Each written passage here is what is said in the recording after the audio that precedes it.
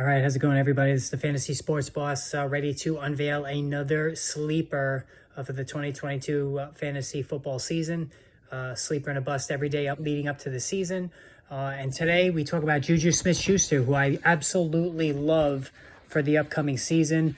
Still just 25 years old, believe it or not, as he starts a new era with the Kansas City Chiefs after previously being with the Pittsburgh Steelers. And with Smith-Schuster, we've seen some really big seasons out of him previously. Obviously, back in 2018, went for over 1,400 yards and 7 touchdowns, 111 receptions as he played opposite Antonio Brown. A lot of people kind of discredit that season because they say that, pointing out that Brown drew double coverage. He got most of the attention, which he did, which certainly opened things up for Smith-Schuster, but he still had to have the athleticism and the ability to make plays, which he did, which was a really big season for him. Since that time, it's been inconsistency and injuries that have kind of slowed the trajectory of Smith-Schuster, but in 2020, he still managed to catch 97 passes for the Steelers for 831 yards and 9 touchdowns, which was a tremendous season. And then, of course, last year, dealt with injuries, only caught 15 passes, suffered a serious shoulder injury, and it was actually a really gruesome-looking injury to his shoulder. Against Denver in early October, that kind of ruined his entire season. But again, still 25 years old. Seems like he's been around forever, but he's still very young. And now he starts his term with the Kansas City Chiefs, which obviously, right on the surface, being a Chief, having Patrick Mahomes as your quarterback is a tremendous situation set up for any receiver. But even more so with Tyreek Hill, now a Miami Dolphin. Hill was the number 1 receiver, of course, for the Chiefs for years, and now he departs and leaves a lot of receptions and yards and touchdowns in his wake. And Smith-Schuster, along with Travis Kelce, figures to be the biggest beneficiaries of that.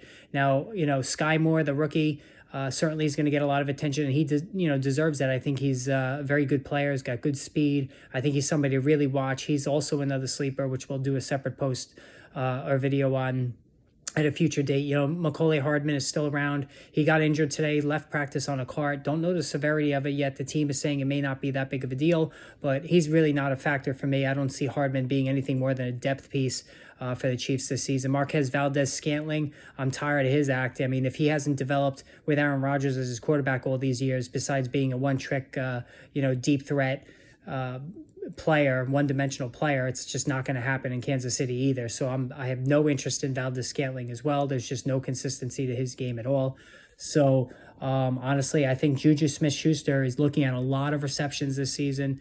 I absolutely believe that he could be in play for 100 receptions, over 1,200 yards, and maybe double-digit touchdowns. That's how good of a season I think he could possibly have. Having Mahomes is a huge deal. There's a lot of targets that are available now that Hill's in Miami. So I think it's all set up for a humongous season for Smith-Schuster. I'm all over this guy. His ADP right now is in the early 80s. I believe it was 82 the last I looked. So that's round 7. This could be a wide receiver 1 guy you get in the 7th round. So, again, ignore the previous noise with Smith-Schuster. I think he's going to be tremendous. Go get him. Reach for him round 6 if you need to. He's going to be a true gem this season. I have zero worry about him going forward. So again, hit the notification and like button, a sleeper and a bust every day. Keep looking for the new videos, and we'll talk soon.